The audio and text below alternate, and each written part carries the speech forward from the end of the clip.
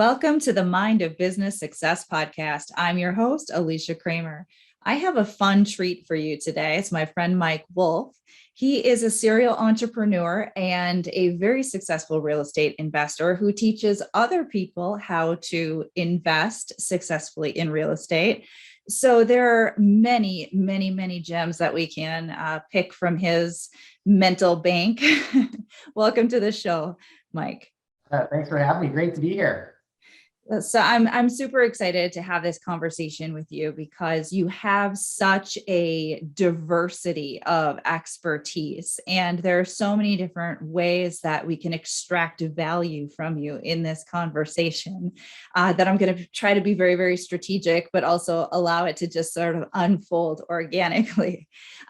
So as we are getting into this conversation, I'd love for you to share with the listeners who you are, what you got going on, what your current business venture, singular, plural, however you want to, wherever you want to go there. So they get a feel for who are we going to be listening to for the next 20 to 30 minutes.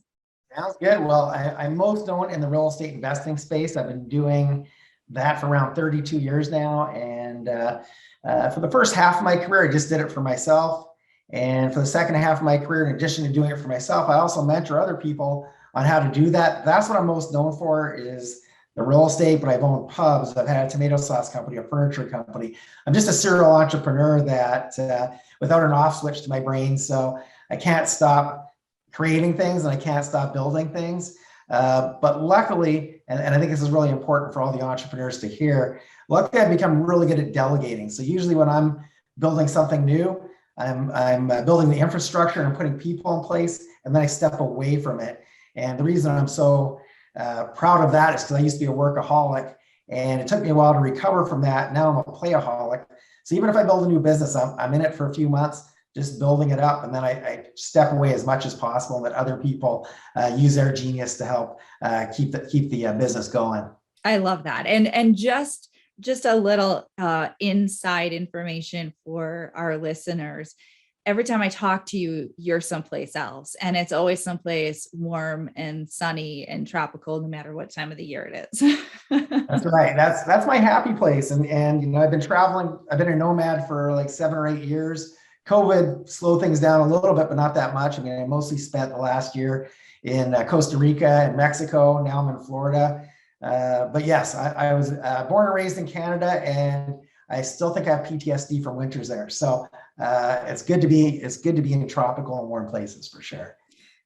That's awesome. I love that. And coming from a snowy, icy, cold, long, dark winters area myself, I completely appreciate that. And that's why I love Arizona so much. I live in a great place. I think it's so important, by the way, to I know where my happy place is. I know where I'm going to be the most productive, and it's not somewhere where it's dreary and rainy and snowy. And so I think that plays a really big part in my successes, because I always chase after happiness and fulfillment. And I think if you're happy, things just fall into place. And when you're kind of miserable and you're just kind of going through the motions and just trying to get through the day, things don't fall into place. And you have to work way harder to make things work than you do if you're in a good frame of mind and you're in your happy place. Things just happen. Absolutely. I teach this to my clients all the time. And when I bring up that obviously I'm a business mindset coach. Most people can get they have a frame of reference for that. Oh, I've got to, work on my mindset. That's my beliefs. That's my attitude. That's, all of the thinky stuff. But when I talk about my background and my master's degree in metaphysical science, and that a lot of what I work with my clients on, especially the clients that I'm working with in the mentorship capacity, is understanding universal laws. And when you start to understand how the universe works, not just on a airy-fairy, level, sit and meditate and think happy thoughts, but really that we are these vibrational beings in this vibrationally managed universe. And you start to understand, well, if I want to be successful in my business, if I want to be successful in real estate, if I want to have money and abundance and all kinds of good things flowing into my life experience, what does that feel like? Right. So we have a frame of reference in our mind. We think to ourselves, well, I want those things, so I'll feel empowered and I'll feel free and I'll feel happy. And when you are really honest about what you've been thinking and feeling to create that success that you think is going to give you those happy, warm, fuzzy feelings, there's usually a huge disconnect. Most people think that if they just push harder, if they just push through more resistance, if they are the workaholic, if they, really, it's just, it doesn't work that way, right? It doesn't work that way. You've got to be in that right headspace, that right vibrational state right here, right now, so that you can create that stuff with those good feelings in your future. So what you're talking about is really that in a nutshell. It's so true. And yeah, it's 100% true. And I just find that when you're in the flow, the universe just puts the right people, the right opportunities on your path effortlessly. And like I said, I keep trying to retire. My brain does have an off switch, but I'm not actively looking for opportunities, but they just come across my desk every day. And I think that's, how you show up, what your frequency is that you're vibrating at, what your energy is like, and you can attract this stuff. And I don't talk about this that often to my real estate investors. I do a little bit. I have probably the most woo-woo real estate training there is. However, it may not sound very scientific, but it's 100% true. A lot of my success is just, one of the things that I do teach my students is that I stopped chasing money a long time ago. And luckily I got to a certain point in my life that it's still meaningful. I don't ever say, hey, don't worry about money. Money is very, very important. However, I changed my currency from money to happiness and fulfillment. And happiness comes from being somewhere warm and sunny or hanging out with my grandkids. And fulfillment comes from making a difference on this planet and giving back.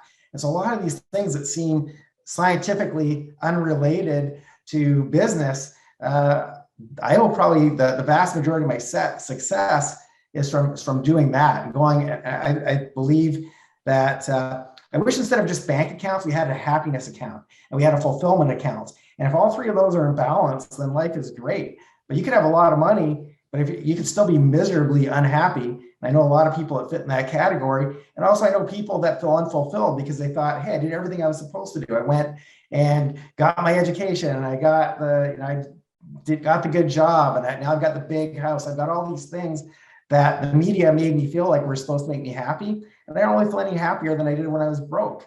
And so for me, one of the reasons why I'm a nomad is, I used to have every single toy you could imagine. I had the big house, I had the fancy cars. I backed onto a golf course. I don't even know how to play golf. And I just felt like there's something missing. So I actually, this may sound like eat, pray, love, but I actually decided, I just want to travel for a while. And I put all my stuff in storage. And I actually, back then my daughter was young. And I was married at that time. And my wife and myself and my daughter, who was in grade 2, we took her out of school and homeschooled her. And as I traveled around the world, I realized that I didn't miss any of those material things I had back home. What I loved was spending time with my daughter every day. I loved the adventures I had, the experiences, just meeting people of other cultures, which makes you so grateful for what we have. And that changed everything. That changed everything for me. When I came back, I didn't want all that stuff. I honestly, if somebody said, hey, I'll take all your stuff out of your storage unit for free if you let me keep it, yeah, go ahead.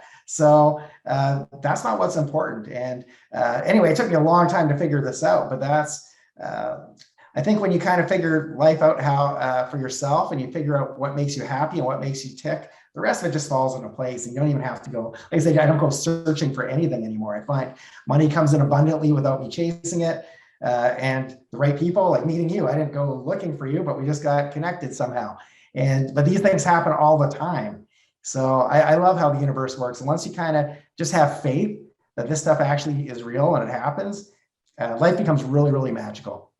So such a fun conversation. See, thought, we're just going to talk about real estate, right? But now we're talking about my happy place right now. So I love this stuff because as much as people say it's not scientific, when you really start to drill down into it, you start to realize that in fact it is. It's incredibly scientific, and everything is based on these fundamental laws and principles that govern the universe. And I always say, once you learn how the mind works and how the universe works, now you can start to work in harmony with those things instead of pushing against them. True. But it's kind of funny because I actually was originally going to go to law school, and I have a degree actually in psychology because University of Calgary, there's no pre-law program. So you have to get a degree in something else first. And when you take any sciences, they teach you about the scientific method. And the scientific method basically says you start with a hypothesis of something that you believe to be true, and then you go try to prove it. And if you can't prove it, then you can't say it's true. And I had to unlearn some of that. I think there's a place for science, absolutely 100%. There's also a place for spirituality, and there's stuff that we haven't proven yet. I think we will sometime in the future. And it's just like some of the things that have happened to me effortlessly would be, if I had to look at it statistically, it'd be like winning the lottery 5 times in a row to get where I'm at today, and some of the things that have happened along the way. And so I can't prove it, but I can also say that a lot of things that I learned in psychology that were proven back in the late 80s when I graduated 89.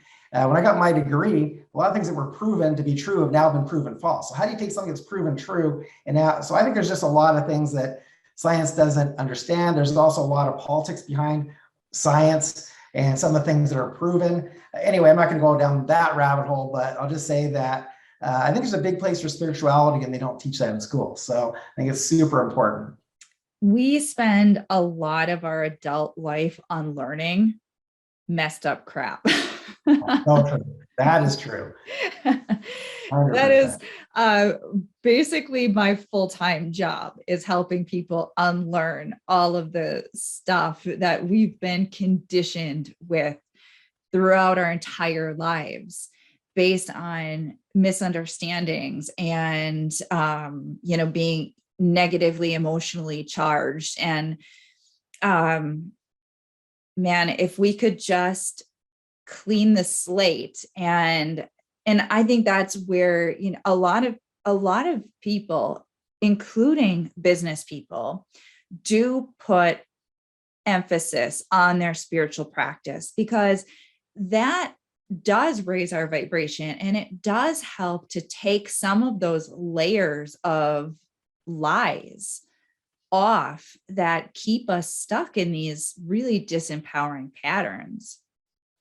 So I'm with you. I'm with you 100%. I agree. And I think there's other things, like I look at a lot of my travels as being part of the reason for my success. Because if you stay in the same place all the time, you see something a certain way, you have that tunnel vision approach to life. And when you start exploring the world and seeing the truths, in other parts of the world, it looks a lot different than ours sometimes. And I also find a lot of my biggest epiphanies, I spend a lot of time in seminar rooms and masterminding, and I go to different events. Some of my best breakthroughs are when I'm actually not even, like, I'm on the other side of the planet. My business is like the furthest thing from my mind. And then suddenly just something pops in. I get a download from the universe and something pops in my brain. It's like, why am I not doing it that way? And sometimes we just get so caught up in the day-to-day of our businesses, we can't see any other way but besides what we're doing. And I think things like meditation and travel and things like that, just opening up your mind and clearing it of all this stuff. And a lot of this stuff doesn't really serve us. But anyway, I think just clearing your mind of all that stuff, that's where I think being an entrepreneur, I think, is necessary to do some of that. I agree. Let's talk for a little bit about real estate investing, because I think that there is a tremendous amount of value in this conversation for our listeners as well. And certainly it's not a new subject, right? This is something that wealthy people have been doing for, a long time. So I know you are sort of an old hat at this, and now you help aspiring investors to create wealth through real estate. I'd love for you to just take a few moments and share with us, for anybody who hasn't dabbled in real estate investing yet, but have maybe been feeling called to. Can you talk a little bit about what is the value? Like, why are people doing it? Yeah, well, there's a couple of different avenues. So for somebody who wants to get into real estate, I'll give you a real life example. One of my students is a dentist, and when he first called me up, he goes, "Mike, I still have a passion for dentistry, but and he's around my age. I'm 56. He's some give or take a few years either way. But anyway, he said, when I first started in dentistry, I loved it, and nowadays, though, I look into people's mouths and my vision isn't like it used to be. I don't see as well as I used to. And my back hurts from leaning over people all day long. And it's like, I need to change something. But, over the years of being a dentist, I bought a boat and I have the big house and I got all these toys and I can't afford them if I stop going to practice my dentistry. And that's a very common story amongst every doctor, dentist, that I've worked with. They all kind of have that same story, and they have good cash flow while they're working. Number one, they can only see one person at a time, so they're working one-to-one. Unlike if you're an entrepreneur, hopefully you're building things where you can work one to many. But anyway, that's another conversation. So there's people like that need to repurpose what they're doing. There's a lot of people obviously that lost their businesses, lost their jobs due to COVID. They're reinventing themselves. But there's a lot of people that some people have to find something new. They have to find a new vocation. And of course, we see all these shows on TV, flip this, flip that. And flipping is one way to make money in real estate. There's many others. There's a lot of ways that require very little capital to get started, because I know some people watching this are probably saying, oh, I'd love to get into real estate, but I've got no money. Well, that's how I started. I started with very little money. And we don't have a lot of resources. You've got to get resourceful. And that's some of the stuff that I teach people. But then there's other people, and they're perfectly happy. There's doctors that don't want to stop doing, they don't want to stop being a doctor. Their passion is medicine, and that's awesome. But almost all the ones I meet are paying way too much tax. And so if you look at the tax code, it was all written by rich people to help themselves remain wealthy. And so there's a lot of incentives for people who own rental properties, for example. If you own rental properties, you can depreciate that. And I'm not, disclaimer, I am not an accountant, so check with your accountant. I'm not an accountant or lawyer, any of that stuff. I'm not even a psychologist, though I have my degree. I've never practiced. So all I am is a real estate investor / entrepreneur. But Warren Buffett will openly admit that he pays less tax as a percentage than his assistant. And I know I don't know how much his assistant makes, but I know that Warren Buffett is a billionaire, literally, and I'm sure his assistant is not. And so rich people use real estate as a way to get a lot of tax breaks, and you can depreciate against your income no matter what you're doing. It doesn't have to be, I'm a real estate investor and I'm going to depreciate against my real estate income. You can be a doctor and keeping a lot more of what you make by owning real estate. In addition to that, of course, you get the cash flow. If you're buying smart, you're buying properties that give you cash flow every month passively. And so 100% of all people should own real estate, whether you're on the front lines and you're going to auctions or door knocking, or that's one side of it. But the other side is there's people like myself that help busy professionals who don't want to become full-time real estate investors. I actually can, find the properties for you, fix them, put tenants in place, have my property management team look after it. I've been doing that for around 12 years now. And so I help people create passive income, I help people save a lot of money on taxes. So everybody needs to get into real estate. It doesn't have to be like what you see on TV, but owning the real estate will give you a lot of advantages. So good. So good. So you covered. Most people don't know this. And for many years that I did real estate, I didn't know this. I was just flipping homes. You don't get the tax benefits if you're buying and selling really quickly, but if you're holding properties, the government incentivizes creating rental properties for people, because obviously not everybody can afford to buy a home. There's a point where the government tried to get into buying a whole bunch of properties to make sure there was housing for people that couldn't afford to buy. And they totally, of course, in their governmental ways, botched it up and wasted a lot of taxpayer money. So then they incentivized it for people like you and me and anybody who wants to buy rental properties to depreciate it against their taxes and save money. So it's just really a no-brainer, but I didn't even know this stuff till somewhat into my career. I think that for business professionals who are seeing their cash flow increase from their business. So they're seeing their income essentially increase from their job, basically, right? Your business is your main gig, whether it is you're a solopreneur or you have a corporation and maybe you're acting as the CEO or president, whatever it may be. In any case, you've got that money flowing in, and we are taxed hard on that money. So what we're talking about here is you don't have to change your career. You don't have to become a full-time real estate investor. This is a vehicle for you to have tax benefits and assets, and have that income coming in from rental properties, if that's the type of real estate investing that you're getting into. So I love that. And then the other thing is, a lot of people don't know what to invest in. And most things that you invest in, you have to sell the asset to get cash flow from it. So if I own a whole bunch of Bitcoin right now, and I went to the airline and said, hey, I want to go fly to Mexico, I can't tell the airline, hey, here's what my net worth is, or hey, I own this much Bitcoin, but I don't want to give it to you. I don't want to sell it. So you have to sell the goose that lays the golden egg in order to pay for whatever it is that you want. When you own real estate, you get to keep the asset, but every month, at the end of the month or the first of the month, magically paychecks start to appear. And if you're smart and instead of being a workaholic, you're not managing that yourself, you're being a playaholic, having other people collect that money for you. It gets put in your bank account, and you can be anywhere in the world doing whatever you want to do when you get enough of these properties. So one, you can build when you get the tax benefit. Two, you can build a really amazing lifestyle because you never have to sell the asset if you don't want. The only time I ever sell real estate is to buy more real estate. So sometimes it makes more sense to switch to a different market, but I'll never sell my real estate to go buy a boat, or I live off the passive income that comes in every month. That supports my lifestyle, and anybody can do this. You don't have to be the expert, and that's why I'm here. I help people to do that.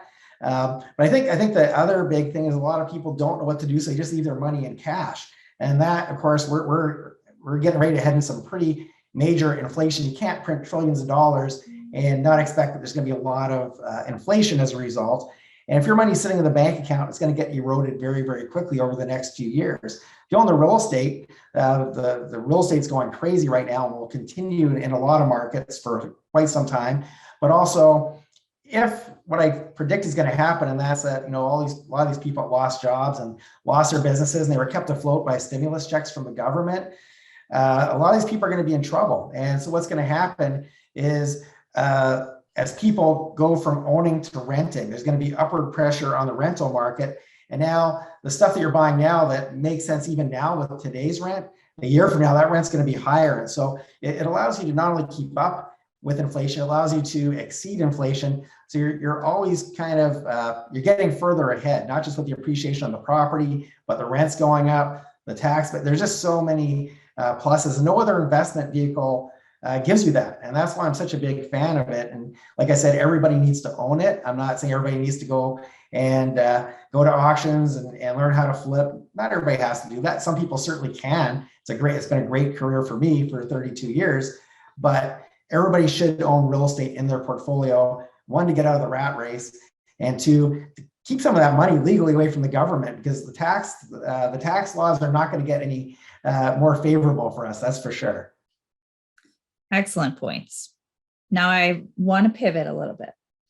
Sure. So we've talked a little bit about you as the entrepreneur and some of your learnings and growth over the course of however many years. But I'd love to talk a little bit about maybe something within your own mindset that you had to overcome in order to get to where you are today.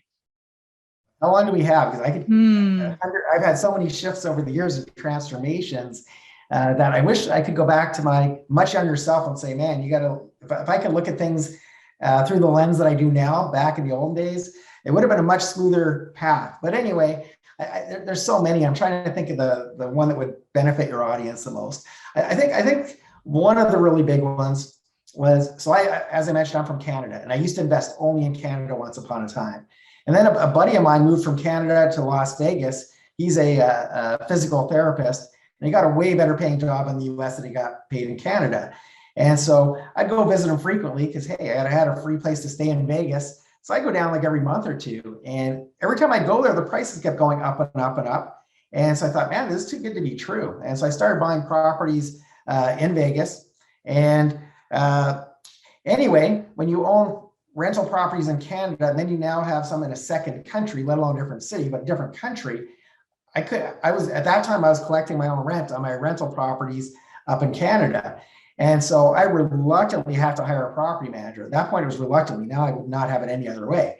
And, you know, I'm like every other entrepreneur. I was a control freak, and I didn't think anybody could do it as well as I can. Anyway, I got a really good lesson from that, because at first I would micromanage my property manager to death. It's like if somebody's a day late for rent, I need to know. If something breaks, I need to know every little detail. And I remember I was collecting my own rent up in Canada, and the problem with being your own property manager, most of us, I'm guessing your audience, we're all very heart-centered, and we have a tendency to not really treat it like a business. So if a tenant says, hey, you know what, Mike, I get paid on Friday, assuming we don't need the money right now. It's like, yeah, no problem. Well, then Friday comes along. It's like, hey, Mike, my car broke down. Can you give me another week? Sure. And it's like, oh, they seem to have their cars break down an awful lot. Their mothers die at least 3 times a year. It's like they always have another excuse. And so before you know it, they're months and months behind. And this person that you thought, hey, I'm going to be super nice to and friendly to, they get so far behind and they never get caught up, and eventually you have to evict them. My property manager, he treats it as a business. He only gets paid if he collects rent. He gets 10% of what he collects. And so he treated it like a business. And so if the renter said, hey, can you give me till Friday? He'd say, you know what, if it was up to me, we get to play good cop, bad cop. He was always a good cop. If it was up to me, I'd let it slide. But the owner of this property, it's a grumpy old man. If I don't collect his rent, he's going to fire me and kick you out on the streets. But I tell you what, if you can pay by tomorrow, I won't tell him we even had this conversation. And sure enough, they always managed to come up with a rent. And so what I realized is that more often than not, he was collecting a lot more rent than me. And even after I paid him 10%, he was still making a lot more money than I ever made doing it myself. And so it helped me get to, so I call, I think there's 3 phases to being an entrepreneur for most of us. We start off usually as solopreneurs. We try to do everything ourselves until we hit a brick wall or we have no choice. Then we hire somebody, and then we get to the micromanager phase where we need to know everything going on because we think that it's giving us control. And it's really a false sense of control. And then we get to that 3rd phase where we just trust, and we just know that, hey, if I take good care of my team and treat them well, and they're going to treat me well in return. And that happens. Not everybody's perfect, but eventually you get your dream teams. You don't have to worry. And that's how I got my free time back. That's how I get to go enjoy time with my grandkids as opposed to having to be on the front lines chasing after tenants. So one of my biggest lessons was one, getting people on your team, delegating, automating, eliminating stuff that's not necessary as soon as possible.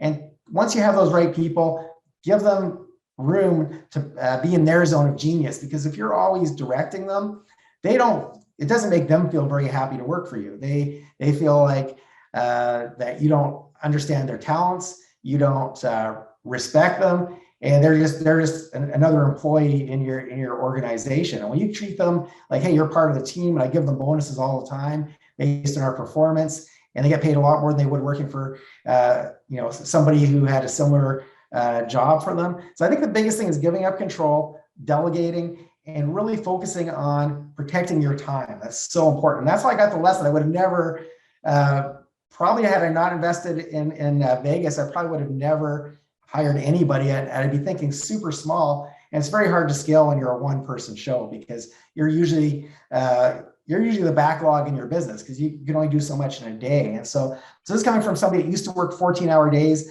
that now I usually work like 1 to 2. And it's usually just answering emails and making phone calls. And I do the odd podcast for my friends and whatnot. But that was definitely one of my biggest lessons. There were like a ton of micro lessons in there. And it was so good. One of the things that you said, and you said so many good things, but one of the things that you said that I want to just laser in on for a moment is the ability to scale, which you just simply cannot do when you're operating as a solo entrepreneur. And in some cases, even just with one or two employees. And I know that, and I've been there too. And luckily, because I was a business development consultant under the umbrella of my company for many years and helped other businesses scale their businesses, I got to be on the front lines and go through some of those lessons simultaneously with my clients in their business, and then start shifting my own mindset because I was going through those same lessons while we're growing their business. It's fascinating how small we have a tendency to think. True. And it's not until you start to think bigger that you recognize you have to start to let go of the reins a little bit. You have to start to delegate. You have to start to trust other people. And finding that right team and treating them right is huge, because most of us have been employees at some point in our life. And because we're entrepreneurs, I would venture to say that most of us, when we were employees, weren't really super happy employees. No, entrepreneurs never make good employees. Even if we Right. don't know them entrepreneurs, yeah, we just don't fit the mold. But we have to remember that that's why we're the business owner, and that not everybody else thinks like us. And I think sometimes business owners are preoccupied with projecting their own stuff onto their employees, thinking that, they are also not going to be a good employee, or they're not self-motivated or self-starters, or they can't be relied on or commit to growth within the career. So we have to always be challenging those things and seeing where we're getting in our own way so that we can create that type of lifestyle that you're referring to. Absolutely true. And the irony is that the less I work, the more money I make. And not just me, but I think anybody, because when you have the right people in place, I mean, if there's stuff that would take me, let's say I spent 8 hours a day doing a certain task, but if I hire 5 other people to do that, they can give 40 hours a day. So number one, you can be a whole lot more productive. But I mean, think about somebody like Steve Jobs, who started Apple computers in his garage.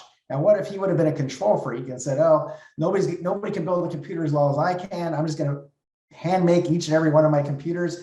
I don't think I would own an Apple computer right now. And so, it's you've got to learn to scale. You got to learn to trust. You got to learn to give up the control. And so many people, they maybe get from that first stage to the second. They go from solopreneur, okay, now I got a team, but they're spending so much time babysitting and micromanaging that, and then they end up doing it themselves because it's not done exactly how they would have done it. So I just think there's a lot of danger in that. Once you get to that third phase, life, your work, everything just changes, and all of a sudden you'll have more balance.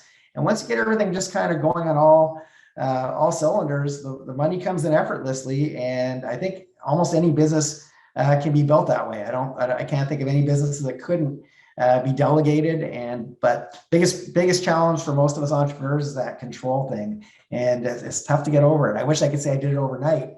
It was a lengthy process, but eventually I did. And I realized when I was micromanaging, I realized I spent just as much time working. It was a different type of work. I was on the phone, talking to the property manager, and I was dealing with things that weren't in my control. Like I tell him, okay, I need to know if anything breaks down. So he'd call me one day and say, "Hey, Mike, the stove is broken at this property. What should I do?" He knew what to do, but I made him call me. It's like, oh, well, let's get an estimate, see what it costs to fix it. If it's over a certain amount, let's replace it. Well, 3 days later, he'd call me with another broken appliance at a different property, but that was my rule that he had to call me. And I tell him the exact same thing. And then it just kind of clicked in, like, why am I making him call me with appliances are not going to work longer because I'm not being told about them. I have no control over it. And so that was the beginning of, so one, you have to have teams in place, but then you have to put systems in place. And so that became our policy. If something costs over a certain amount to fix, then replace it. And that was my very first system I ever put into place in my business. And just that alone took so much off my plate, because that's the biggest thing you deal with when you own rental properties, is things that are breaking. That's just a normal part of owning rental properties. And so anyway, once I got to the point where, hey, man, this property manager is making me a lot more money than I'm making doing my own property management. Well, then I replaced myself at home in the property management side of my business. And then I started to think, well, where else are there other people that would be much more qualified than me to do the job? Or, where would I be better served? Where should I be spending my time? And, as I got further and further into it, I realized that I suck at almost everything in my business. I'm a really good dreamer. I'm a good visionary. I'm not really a good implementer, but I'm good at getting other people to implement. And so you really need to figure out what your strengths are and delegate almost everything else. And even the things that you're good at, if it's not a good use of your time. And when I used to teach this, I'd always tell people a good use of your time financially, meaning if you're mowing your own lawn, you can hire the kid next door for, I don't know, what do they charge these days, $10 an hour, 20, whatever it is, hire the kid next door.